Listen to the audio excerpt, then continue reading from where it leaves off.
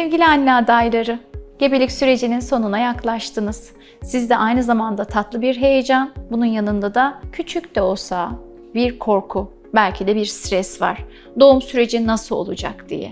Doğumu kolaylaştıracak önerilerim var size. Gebeliğin boyunca hekiminin düzenli kontrollerine gittin, sağlıklı ve dengeli beslendin, sporunu yaptın, aktif hareket ettin, sağlıklı beslendin. Ama buna rağmen doğumla ilgili son zamanlarda artık duyduğun olumsuz şeyler seni olumsuz etkileyebilir. Abartılarak anlatılan doğum hikayeleri, gerçek dışı duyduğun doğumlar, travmatik öyküler benim doğumum da böyle mi geçecek diye düşündürtüyor olabilir sana. Şimdi önerilerimi izlemeye devam et. Birincisi, kendinizi doğuma hazırlayın.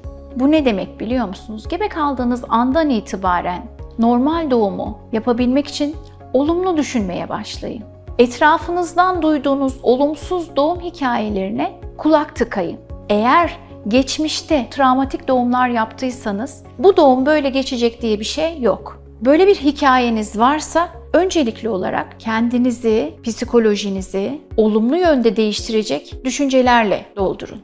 Bu nedenle de bir psikologdan, doğum psikoloğundan yardım alabilirsiniz eğer ağır bir travmatik öykünüz varsa. Annenizin geçmiş deneyimleri, ablanızın, teyzenizin, halanızın geçmiş olumsuz doğum deneyimleri sizi olumsuz etkileyebilir. Bu nedenle de kendinizi doğal doğum sürecinize hazırlayın. Bununla ilgili olarak doğuma hazırlık eğitimleri var. Bu eğitimlere başvurun. Gerek devletimizin düzenlediği, gerek de özel sağlık kuruluşlarında hekimlerin, ebelerin verdiği doğuma hazırlık kurslarından faydalanın. Doğumu kolaylaştıracak kitaplar okuyun. Sağlıklı ve güvenilir kaynaklardan eğitimler alın. Bu kaynaklara ulaşmanız artık çok kolay. Bunları internetten de ulaşabilirsiniz, kitapları da alıp okuyabilirsiniz. Diğer bir maddeye geçecek olursak, gebelikte egzersizin önemini hepimiz biliyoruz. Tabii ki siz de biliyorsunuz. Hekiminiz tarafından tıbbi bir yasağınız yoksa hamileliğin başından itibaren egzersiz yapabilirsiniz. Ben kendi gebelerime 12. haftadan sonra yüzme, yürüyüş, pilates, yoga gibi egzersizleri öneriyorum. Doğuma kadar egzersizleri düzenli yapmanız önemli. Peki bu egzersizlerin size ne katkısı var biliyor musunuz? 1. Bebeğinize giden kan akımını arttırıp onun sağlıklı gelişimine destek olur. Egzersiz sonrası vücudunuzda salgılanan hormonlar, endorfinler hem sizin ruh sağlığınıza hem bebeğinizin ruh sağlığına iyi gelir. Kendini iyi hissettirir. Egzersizle beraber pelvik kas taban kaslarınız, bacak kaslarınız, sırt kaslarınız güçlendiği için doğum sırasında efor sarf etmeniz gerekeceğinden doğumda size yardımcı olacaktır. Sadece bu değil. Egzersiz sırasında fizik kondisyonunuzda nefes alıp vermelerinizde düzenli bir ritme kavuşacağı için doğum sırasında ihtiyacımız olan nefesi kullanmanıza yardımcı olacaktır. Diğer bir maddeye geçiyorum. Az önce bahsettiğim gibi nefes. Nefes egzersizleri başlamanız gerekiyor.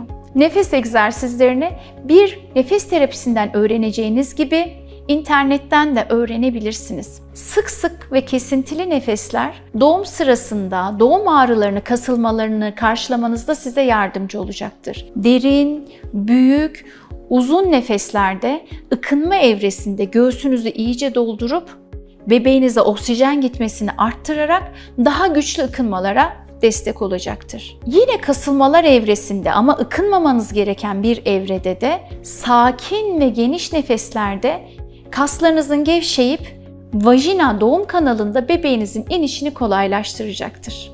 4. maddeye geçiyoruz. 4. maddede yine nefesle bağlantılı gevşeme egzersizleri. Gevşeme egzersizleri kaslarınızı özellikle nefes egzersizleriyle beraber kombinlediğinizde pelvik taban kaslarınızı gevşetip bebeğin inişini, bebeğin çıkımını kolaylaştıracak egzersizlerdir. Hipnoterapiden, suyun gevşetici etkisinden ve gevşetici müziklerden yararlanabilirsiniz bunun için. Doğum kasılmalarınızın başlamasının kendiliğinden oluşmasını bekleyin.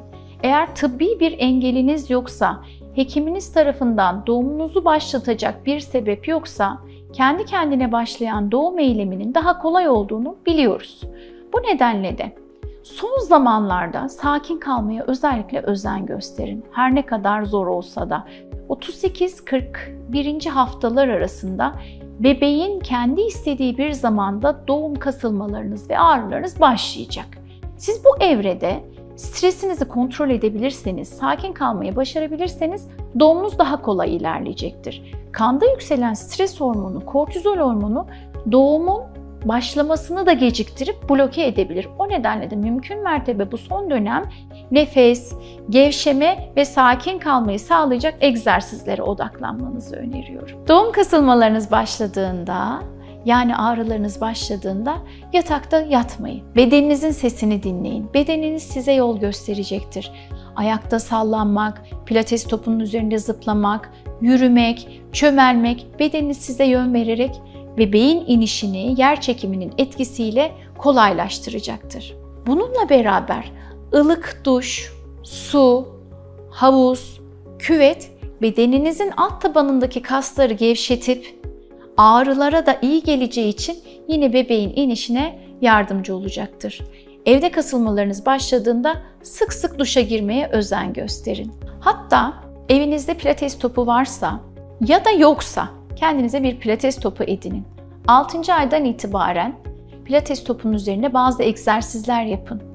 Doğum kasılmalarınız başladığı zaman da pilates topunun üzerinde ileri geri, sağa sola, daireler veya 8 şeklinde hareketler yaparak leğen kemiğinize pozisyon verip bebeğin inişine yine yardımcı olabilirsiniz.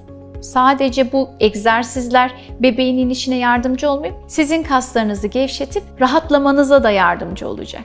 Ağrılar olduğu zaman sırtınızda dayanılmayacak noktaya geldiğinde yakınınızdan, eşinizden, annenizden destek isteyin. Sırtınıza yapacakları masajlarla ağrıları daha rahat karşılayıp gevşemenize destek olacaklar. Kasılmalarınız başladı. Eğitimlerinizi aldınız. Nefes egzersizini yapıyorsunuz. Topun üzerinde, pilates topun üzerinde hareket ediyorsunuz. Aktifsiniz. Ama bu süreci yönetirken yanınızda size destek olacak biri lazım. Sizin stresinizi azaltacak, size masaj yapacak. Bu eşiniz olabilir, anneniz olabilir, dulanız olabilir, biri lazım. Stres seviyesi genellikle eşlerin bu durumda yüksek oluyor. Babalar eğitime gelmediklerinde, yani doğuma hazırlık eğitimine babalar gelmediğinde daha stresli olup eşlerine yardımcı olmak yerine daha zor sürece sürükleyebiliyorlar. Bu nedenle de hem anne adayının hem baba adayının gebelik eğitimlerine, doğuma hazırlık kurslarına gelmelerini önemsiyoruz. Stresli biri doğum sürecini bloke edebilir, anneyi rahatlatmakta güçlük çekebilir. Eğer size bu konuda destek olacak aile bireylerinizden biri yoksa bir profesyonelden yardım alabilirsiniz. Dulalar evinizde ve hastaneye sizinle beraber gelerek doğum sürecinde size destek olacaklardır. Siz doğuma çok inanıyorsunuz. Gerçekten doğuracağınızı da biliyorsunuz. Ama kayınvalideniz sizinle ilgili kaygılara sahip. Çünkü kendi geçmiş deneyiminde belki bebek kaybı var, belki travmatik bir doğumu var. Bu nedenle de aynı şeyi sizin yaşayacağınız korkusuyla zihninde olumsuzluğu sürekli düşünüp durup sizin doğum sürecinizi baltalayabilir. Bu nedenle de etrafınızda sizi olumsuz etkileyebilecek herkesi gerekirse uzaklaştırıp kendi mahrem alanınızda uzun süre kalmaya çalışın. Kendinizi normal doğuma adapte ettiniz. Ruh sağlığınızda, fizik sağlığınızda, beslenmenizde buna göre çok uygun. Olabildiğinde evde kasılmalarınızı karşıladınız ve hastaneye gittiniz. Hastanede yolunda gitmeyen, ters giden şeylerden dolayı bir sezaryen sürecine girme ihtimaliniz var. Bu süreci her zaman bilmenizde yarar var. Bizim için önemli olan bu bir yolculuk ve bu yolculuğun sağlıklı bir şekilde tamamlanması. Normal doğumu yapmak bir başarı değil, sezaryen olmak bir başarısızlık değil. Her iki durumda da annesiniz, her iki durumda da çocuğunuza bağ kurmanız çok kolay. Hekiminizle doğum yapacağınız hastaneyi önceden konuşmanızda yarar var. Ve bu hastaneyi öğrenip doğumhanesini, servisini, yeni doğanını, emzirme hemşiresini tanıyarak, hatta orada biraz dolaşarak vakit geçirmeniz, buraya güven duymanız ve kendinizi evinde hissetmeniz için öncesi sizin için yararlı olacaktır. Kasılmalar başladığında, doğumhaneye çıktığınızda işte o zaman o mahrem alanlara daha kolay benimsersiniz. Son anda bir sürprizle karşılaşmak her zaman insanı mutsuz ve stres seviyesini arttırabilen şeylere neden olur. Bundan dolayı da doğum tercihlerinizi, doğum yapacağınız hastaneyi hekiminizle önceden konuşmanızda yarar var. Son olarak sevgili anne adayları, sevgili gebelerim, kolay doğum yapmak istiyorsanız önce ruhen, zihnen kendinizi buna hazırlayın. Olumsuz doğum hikayelerinden, abartılı anlatılan doğum sahnelerinden uzak durun. Sizi olumsuz etkileyecek insanları dinlemeyin.